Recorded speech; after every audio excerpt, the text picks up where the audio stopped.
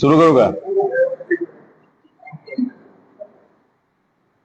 काही दिवसांपूर्वी महाराष्ट्रातल्या 36 लाख शेतकऱ्यांच्या हितासाठी आम्ही सर्वजण मिळून पंढरपूरच्या पवित्र भूमीमध्ये अन्नदात्यासाठी अन्न त्याग आंदोलन तिथं केलं होतं. पुण्यश्लोक अहिल्यादेवी होळकरांच्या नावाने ही योजना जी काढली, खरं तर सरकारचं आम्ही अभिनंदन केलं. पुण्यश्लोक अहिल्यादेवी होळकरांचं नाव या कर्जमाफी योजनेला दिलं, पण त्याच्यामध्ये इतक्या अटी टाकल्यात आणि त्या अटी असल्यामुळे 70% शेतकऱ्यांवर अन्याय होतोय. आणि मग एवढ्या मोठ्या प्रमाणात शेतकऱ्यांवर अन्याय होत असेल तर कुठेतरी महामानवाच्या नावाचा अपमान होतोय असं आमचं मत आहे. आणि मग पंढरपूरला आंदोलन जेव्हा तिसऱ्या दिवशी गेलं, प्रतिसाद मोठ्या प्रमाणात लोकांकडनं त्या आंदोलनाला मिळत गेला. त्यावेळेस महाजन साहेब तिथं आले मंत्री म्हणून आणि त्यांनी सरकारच्या वतीने शब्द दिला. आणि तो शब्द देत असताना मुख्यमंत्री साहेबांशी फोनवर ते बोलले, आमच्या समोर मीडिया समोर ते बोलले.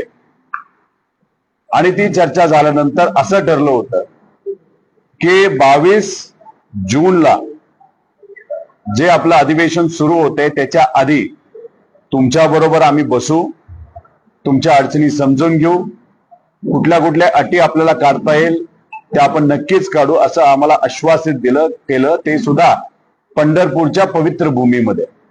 पण दुर्दैव असं आतापर्यंत आम्हाला कुठलाही निरोप आला नाही. त्याचा अर्थ एकच निघतो की पंढरपूरच्या भूमीमध्ये शेतकऱ्यांना खोटा शब्द हा सरकारकडनं दिला गेला आणि त्याचा निषेध म्हणून व शेतकऱ्याला न्याय मिळावा म्हणून आम्ही येणाऱ्या 29 जूनला छत्रपती संभाजीनगरमध्ये खूप मोठं शेतकऱ्यांचं आंदोलन उभं करणार आहोत. अन्नत्याग आंदोलन नसणारे, त्या दिवशी सकाळी मुंबईमध्ये अधिवेशन सुरू असणारे आणि त्याच वेळेस या अन्नदात्यासाठी आम्ही रस्त्यावर छत्रपती संभाजीनगरमध्ये केंब्रिज चौकामध्ये तिथं आंदोलन करणार आहोत. आणि सरकारला आम्हाला एवढंच सांगायचं, आमची मागणी एवढीच आहे की ज्या जाचक अटी आहेत ज्याच्यामध्ये 2019चा लाभ घेतलेले शेतकरी त्यांना फक्त 50,000चाच लाभ दिला जाणार आहे. एक तर 2019ची अट काढा आणि त्याच्याच बरोबर तुम्ही 50,000चं लिमिट जे ठेवलंय ते 2 लाखापर्यंत घेऊन जावा असं आमचं मत आहे. रेग्युलर असणारे जे शेतकरी आहेत त्यांच्यासाठी तुम्ही 25, 26, 26, 27ची जी अट टाकली ती सुद्धा अट काढण्यात यावी अशी आमची मागणी आहे. तिसरी मागणी जी आमची महत्वाची आहे ती आहे पीक विमा जो शेतकऱ्याला मिळत होता, दुर्दैवाने आज तो मिळत नाही. तो 1 रुपयाचा पीक विमा योजना त्याच्यामध्ये सकारात्मक बदल करून 4च्या 4 ट्रिगर परत आणून आमच्या शेतकऱ्यासाठी ते आणण्यात यावी अशी मागणी आपण करणार आहोत. आणि सरकारला अजून एक गोष्ट सांगायचं आहे, शेतकऱ्याचं आंदोलन दाबण्याचा प्रयत्न प्रशासनाच्या माध्यमातून केला तर हे सरकारला परवडणार नाही. ते फक्त आंदोलन आहे आणि जर दबाव आणला गेला, जर आंदोलन दाबण्याचा प्रयत्न केला गेला आणि आमच्या मागण्या जर पूर्ण झाल्या नाहीत तर कदाचित उद्या जाऊन त्या तारखेला आम्ही जेल भरून आंदोलन सुद्धा तिथं करू शकतो. त्यामुळे साधी सोपी मागणी आहे. आमच्या या शेतकऱ्यांच्या वतीने या सगळ्या मागण्या सरकारने मान्य कराव्या अशी आमची तिथं प्रमुख मागणी असणार आहे.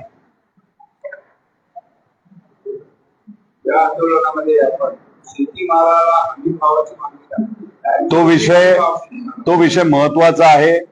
कायमस्वरूपी शेतकऱ्याला न्याय द्यायचा असेल तर त्याला एकच पर्याय आहे, तो म्हणजे आपल्या या शेतकऱ्यांना पिकवलेल्या पिकाला तिथं चांगला भाव मिळाला पाहिजे. पण ते विषय येत्या काळामध्ये आपल्याला हाताळावे लागतील.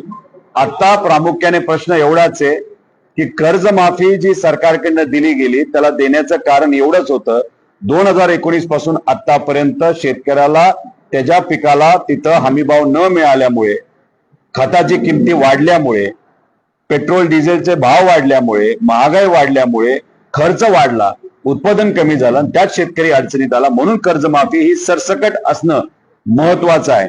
त्याच्याच बरोबर एक उदाहरण आपल्या बीड जिल्ह्याचं द्यायचं झालं तर बीड जिल्ह्यामध्ये शेतकरी पुत्र फाउंडेशनच्या अंतर्गत एक लढा लढला जातो.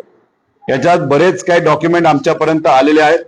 हे डॉक्युमेंट आमच्यापर्यंत आलेले आहेत.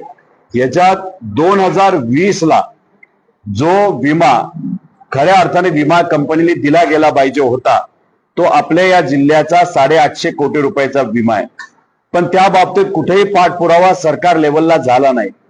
ही फाउंडेशन व सामान्य शेतकरी या विषयासाठी कोर्टामध्ये लढत आहेत. केंद्र सरकारकडनं या बाबतीत स्पष्टीकरण आलेलं आहे. हा विषय राज्य सरकारचा आहे, पण राज्य सरकारकडनं अजूनपर्यंत त्या पद्धतीचं पत्र हे कोर्टात दिलं गेलं नाही. त्यामुळे 2020चा 850 कोटीचा विमा हा आपल्या इथं असणाऱ्या बीडच्या शेतकऱ्यांचा दुर्दैवाने अडकलेला आहे. तो सुद्धा आपल्याला पाठपुरावा करावा लागणार आहे. आम्ही त्या पाठपुराव्यामध्ये 100% तिथं असणार आहोत. आणि एक उदाहरण द्यायचं की जे ट्रिगर आहेत ते काढल्यामुळे 2023ला 496 कोटी आपल्या या जिल्ह्यामध्ये आले होते, 2024ला 398 कोटी आले होते आणि 2025ला आपल्या जिल्ह्यामध्ये मोठं नुकसान अतिवृष्टी झाल्यामुळे झालं असताना सुद्धा 1 रुपया सुद्धा आपल्या या जिल्ह्यामध्ये आलेला नाही. हे दुर्दैव आहे. म्हणून ही जी पीक विमा योजना आहे ती परत एकदा योग्य पद्धतीने 4च्या 4 ट्रिगर लागू करून हे राबवण्यात यावी अशी आमची मागणी आहे.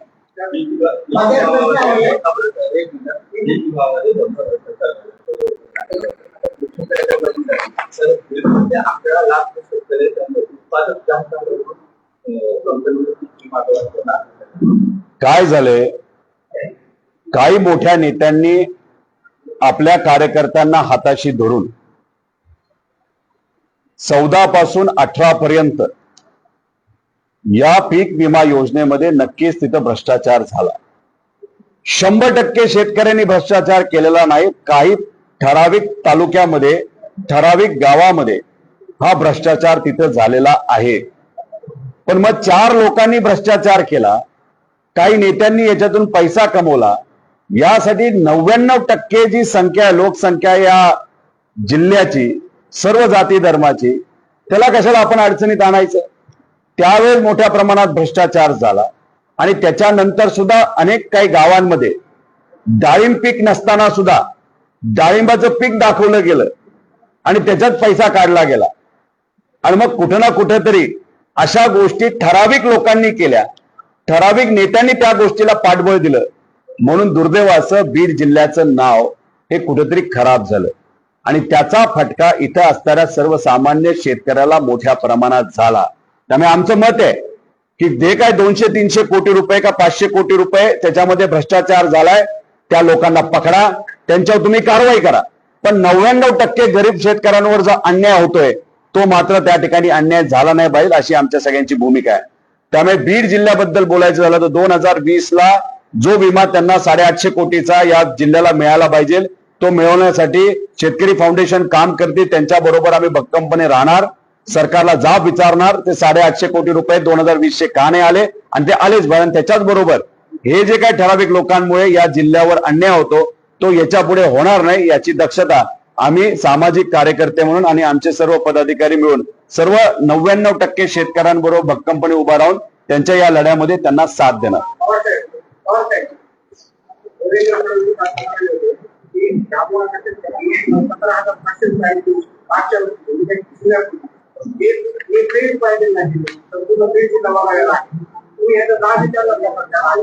आम्ही जाब विचारतोच आहे ना. बीड जिल्ह्याचं नुकसान गेल्या वर्षी 2025ला कसं झालंय तुम्ही बघा. बीड जिल्ह्यामध्ये 7,87,000 हेक्टरवर मोठ्या प्रमाणात पाऊस झाल्यामुळे नुकसान झालं. जर पीक विमा लागू झाला असता, 4च्या 4 ट्रिगर असले असते, इथे असणाऱ्या गरीब शेतकऱ्यासाठी 2400 कोटी रुपये आले असते. 2400 कोटी. हा विषय संदीप भैयांडी सुद्धा अधिवेशनामध्ये घेतला, आम्ही घेतला. 4 ट्रिगर कृपा करून तुम्ही काढू नका हे आम्ही सांगत होतो. मी जिल्ह्यात आलो होतो, संदीप भैया आमचे जिल्हाध्यक्ष यांच्या बरोबर शेतकऱ्यापाशी गेलो, हे सगळं समजून घेतलं आणि सरकारने जाहीर किती हजार कोटी केले होते, 31,000 कोटीचं पॅकेज जाहीर केलं होतं. शेतकऱ्याच्या हातामध्ये किती आले अख्ख्या महाराष्ट्रामध्ये? 11,000 कोटी. बाकी 20,000 कोटी कुठे गेले? ते असे गेले की देवेंद्र फडणवीस साहेबांनी सांगितलं होतं विमा कंपन्याकडनं तुम्हाला 15,000 कोटी मिळवून देतो. या राज्यामध्ये विमा कंपन्यांकडनं 300-400 कोटी फक्त आलेले आहेत, बाकी एकही रुपया आलेला नाही. विमा कंपन्यांचा गेल्या वर्षीचा नफा जर बघितला 7,500 कोटी रुपयाचा नफा विमा कंपन्यांचा तिथं झालेला आहे. त्यामुळे फसवलंय पूर्णपणे, आपल्या या जिल्ह्याला फसवलंय, या राज्यातल्या शेतकऱ्याला फसवलंय, अतिवृष्टीच्या वेळेस सुद्धा आणि या कर्जमाफीच्या योजनेच्या अंतर्गत सुद्धा आपल्याला फसवलेलं आहे, असं आमचं ठाम मत आहे. याच्यातच अजून एक महत्वाचा विषय जो आत्ताच आम्हाला या पीक विम्याच्या बाबतीत आणि त्याच्याच बरोबर कर्जमाफी बद्दल कळलेला आहे. तर इथं काही ठराविक बँका आहेत. महाराष्ट्र ग्रामीण बँक नावाची बँक आहे, त्यांनी शेतकऱ्यांना पत्र लिहिलेलं आहे. काय पत्र लिहिलंय? 2024 का 25 मध्ये 2024 मध्ये आरबीआयचा एक सर्क्युलर काढला गेला होता. त्या सर्क्युलर मध्ये नमूद केलं होतं, जे रेग्युलर असणारे शेतकरी आहेत त्यांना तिथं कर्जमाफी जशी इतरांना होती तशीच तिथं केली जाणार. म्हणजे काय, 2 लाख रुपयाची कर्जमाफी जर जाहीर झाली, ज्यांचं कर्ज थकीत आहे, तर रेग्युलर असणाऱ्या शेतकऱ्यांना सुद्धा 2 लाख रुपये मिळणार असा त्याचा अर्थ निघतो. आणि त्याच्यात लोकांनी इतर लोकांकडनं उसने पैसे घेऊन ते भरले आणि ते भरत असताना 24-25 मध्ये ते रेग्युलर राहिले, पण 23-24 मध्ये ते रेग्युलर नाहीत. आणि नवीन GR जर आपण बघितला 22-23, 23-24, 24-25, 25-26 सुद्धा, 26-27 मध्ये सुद्धा यातले रेग्युलर असणं महत्वाचं आहे. त्यामुळे हे शेतकरी जे 20 ते 30% आहेत, खास करून मराठवाड्यातले आहेत, या बँकेच्या अंतर्गत ते दुर्दैवाने न रेग्युलर कर्जमाफीमध्ये सुद्धा बसणार, न थक बाकीदार असल्यामुळे त्या योजनेमध्ये सुद्धा बसणार. असे लाखो शेतकरी मराठवाड्यामध्ये वंचित राहण्याची शक्यता आहे. याचा अभ्यास आम्ही करत आहोत. आणि त्याच्याच बरोबर आपण जर बघितलं तर SBI सारख्या आणि इतर ज्या बँका आहेत त्यांनी जे तुमचं सेव्हिंग अकाउंट होतं, ज्याच्यात शेतकऱ्याचा पैसा येत होता, काय विकला असेल शेतकऱ्याला तर तिथं पैसा यायचा, सरकारची कुठल्या योजनेचा पैसा यायचा, सेव्हिंग अकाउंट हे थांबवण्यात आलं होतं. आणि सांगितलं होतं की तुमचं जे क्रॉप लोन आहे ते तुम्ही रेग्युलर करा. तिथं सुद्धा बिचारा शेतकऱ्यांनी तिथं पैसा अडकल्यामुळे व्याजावर पैसा घेतला. नॉर्मल जे क्रॉप लोन होतं ते रेग्युलर केलं आणि ते सुद्धा शेतकरी दुर्दैवाने न ते प्रोत्साहनपण योजनेमध्ये बसणार आहेत, न कर्ज बाजारी म्हणजे कर्ज जे थकीत आहेत त्याच्यात ते बसणार आहेत. त्यामुळे असे सुद्धा लाखो शेतकरी आहेत. हाही मुद्दा आम्ही सरकारकडे घेणार आहोत, पण सरकार आमचं कुठेही ऐकत नाही. अधिवेशनामध्ये आम्ही नसलो तरी आमचे नेते तिथं बोलतायत, पण उत्तर देत असताना थातूरमातूर उत्तर सरकारकडनं नेत्यांकडनं दुर्दैवाने त्या ठिकाणी दिलं जात आहे. त्याचा विरोध आम्ही करतो आणि म्हणून आम्ही शेतकऱ्याच्या हितासाठी 29 तारखेला रस्त्यावरची लढाई त्या ठिकाणी लढणार आहोत.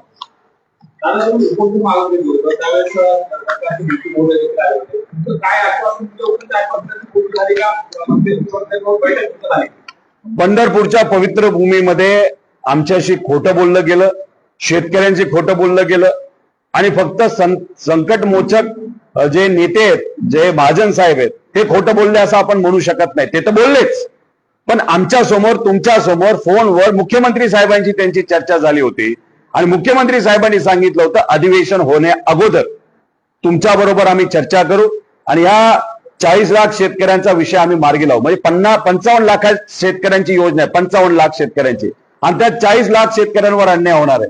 आणि तो दिलेला शब्द दुर्दैवाने त्यांनी तिथं पाळलेला नाही. त्यामुळे आमच्यावर तर अन्याय झालाच आहे, पण आमच्यापेक्षा सगळ्यात मोठा अन्याय कोणावर झाला असेल, कारण का आमचं कुठलंही लोन तिथं माफ होणार नव्हतं. तर 40 लाख शेतकऱ्यांवर दुर्दैवाने त्या ठिकाणी सरकारने अन्याय केलेला आहे आणि त्यासाठी आम्ही रस्त्यावरची लढाई लढत आहोत.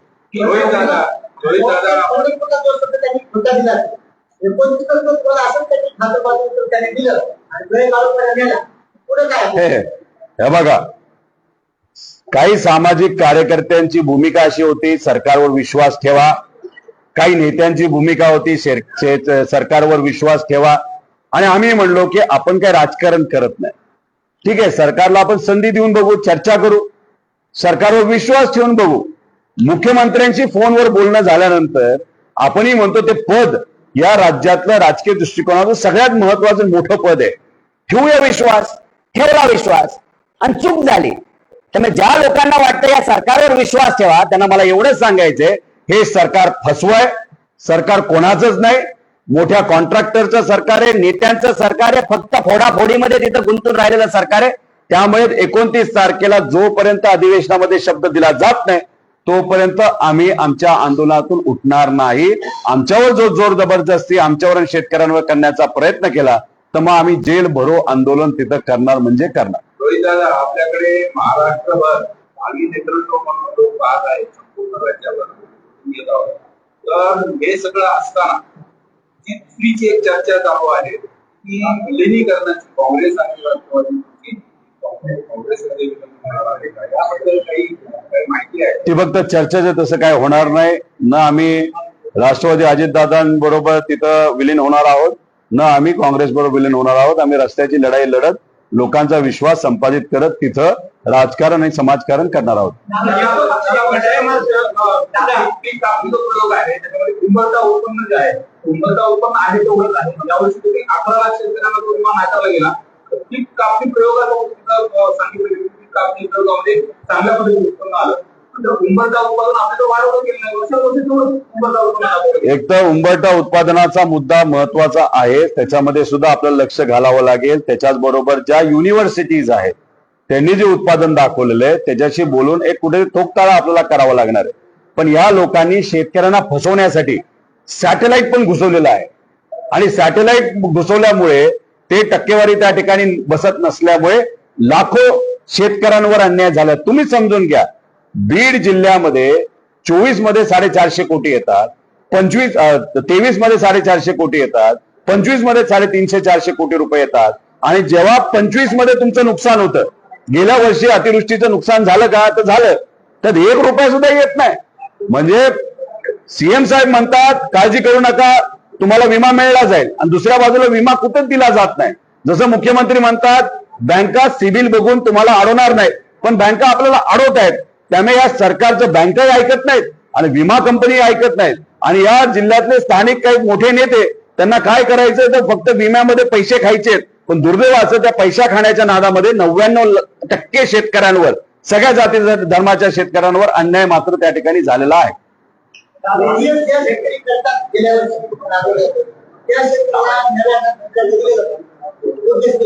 तोच मुद्दा महत्वाचा आहे. तर त्या मुद्द्यावर कुठेतरी लक्ष देण्याची जरूरत आहे. पूर्वी 65 लाख शेतकरी हे बँकेकडनं कर्ज घेत होते. आता तो आकडा हळूहळू बघता बघता तो 43 लाखावर गेलाय. म्हणजे 20 लाख शेतकरी असे त्यांना बँक कर्जच देत नाहीत अशी आजची वस्तुस्थिती आहे. पण सरकार बँकेबरोबर चर्चा करताना फक्त दिखावा करते की मी तुला सांगतो सिबिल बघायचं नाही. अरे पण शेतकरी बँकेमध्ये गेल्यानंतर सिबिल शिवाय त्याला कुठेही त्या ठिकाणी कर्ज मिळत नाही याची वस्तुस्थिती आहे. आणि बऱ्याच लोकांना जे ओटीएस करतात त्यांना परत कर्ज मिळत नाही हे पण वस्तुस्थिती आहे. पण ही वस्तुस्थिती सरकार समजून घ्यायला दुर्दैवाने त्या ठिकाणी तयार नाही. दादा, नेमकं तुमच्या पक्षाचं चाललंय काय? लोकांना कळलंय पण तुम्हाला कळत नसेल त्याला मी काय करणार. आम्ही बिनविरोध असं मुख्यमंत्री म्हणतात आणि बिनविरोध होतात. म्हणजे पवार साहेब उमेदवार असतील आम्ही बिनविरोध देऊ असं मुख्यमंत्री म्हणतात. दुसरीकडे त्याच्यानंतर आपण सुद्धा पुणे विधान परिषदेची जागा लढवायची म्हणून सोडून देतो आणि उमेदवार देत नाही काय त्याचा अर्थ काय द्यायचा? आपण जर बघितलं तर जे लोकसभा असते आणि राज्यसभा असते, राज्यसभेमध्ये सहसा अनुभवी लोक जास्त प्रमाणात तिथे असतात. या देशामध्ये आपण जर बघितलं तर आज सगळ्यात अनुभवी राजकीय दृष्टिकोनातून सगळ्यात जास्त चांगला अनुभव असणारा, केंद्रात आणि राज्यात ज्या व्यक्तीने चांगलं काम केलं असा माणूस कोण, तर या देशात फक्त एक नाव घेतलं जातं ते आदरणीय पवार साहेबांचं. आणि पवार साहेबांनी जेव्हा इच्छा तिथं व्यक्त केली होती आपल्या त्या सगळ्या समीकरणामध्ये मतदार जे आपण बघणार होतो, राज्यसभेमध्ये एक खासियत अशी आहे हात वर करून मतदान असतं, छोपं मतदान तिथं नसतं. त्यामुळे सगळ्यांना माहित होतं भाजपपासून सगळ्यांना की पवार साहेब हे निवडून येणार आहेत. तर मग कुठेतरी भूमिका आपण वेगळ्या पद्धतीने दाखवायची, नाही तर पाठिंबा देण्याची भूमिका तिथं दाखवण्याची कदाचित भूमिका ही भाजपने तिथं घेतली असेल. पण विषय एवढाच आहे, अनुभवी नेता महाराष्ट्रातून जर तिथं केंद्रात जाणार असेल, राज्यसभेत जाऊन महाराष्ट्राची भूमिका मांडणार असेल तर सगळ्या पक्षांनी पाठिंबा दिला तर त्या चूक काय? पुण्याची जागा आणि अजून काही इतर जागा, हे बघा लोकातलं जे इलेक्शन असतं ते लोकांवर चालतं. एखादा आमदारांना इलेक्शन लढायचं असेल तर 3-3.5 लाखाचं मतदान असतं.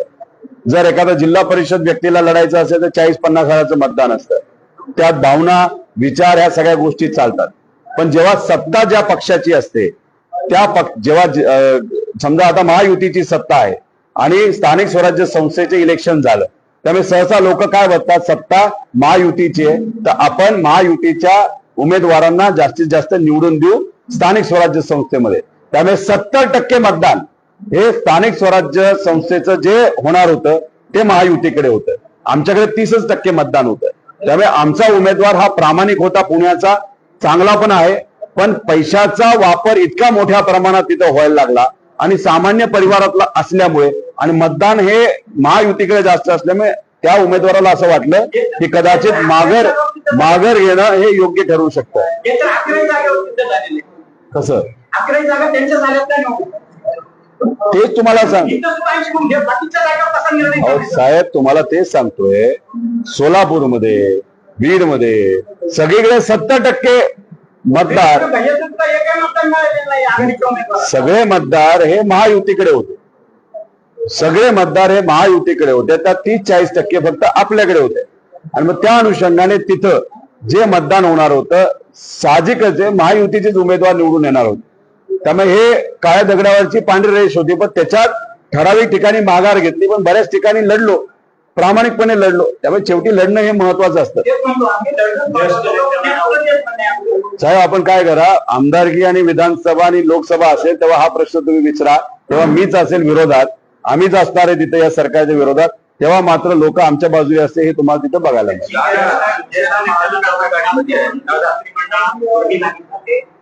लागली कुठे अजून?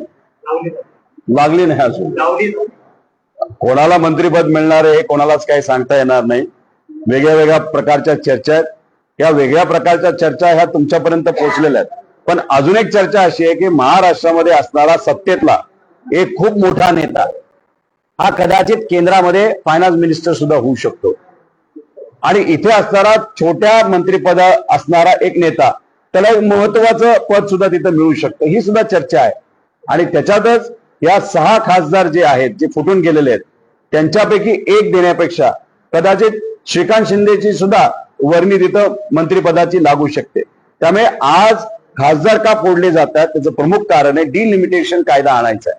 डिलिमिटेशन कायदा कसा की महानगरपालिकेमध्ये प्रभाग रचना, वॉर्ड रचना अधिकाऱ्यांना आणि सत्तेतल्या लोकांना हाताशी धरून जशी बदलली जाते तशी लोकसभेची आणि विधानसभेची बदलता यावी या अनुषंगाने भाजप केविलवाना प्रयत्न करत आहे की आपल्याला डिलिमिटेशन कायदा पास झाला पाहिजे. कारण त्यांना माहिती आहे असं लढलं त्यांची सत्ता या देशामध्ये तिथे येणार नाही. त्या केविलवाना प्रयत्नामध्ये आज सगळे खासदार हे फोडले जातात. किती काय केलं तरी त्यांना अजून फुटलेले सोडून 41 खासदार तिथं लागणार आहे. त्यामुळे डिलिमिटेशन कायदा हा या देशामध्ये येणार नाही. त्यामुळे काही केलं तरी या खासदारांची किंमत फक्त 2029 पर्यंत, नाहीतर जोपर्यंत अधिवेशनामध्ये मतदानाचा विषय तोपर्यंत.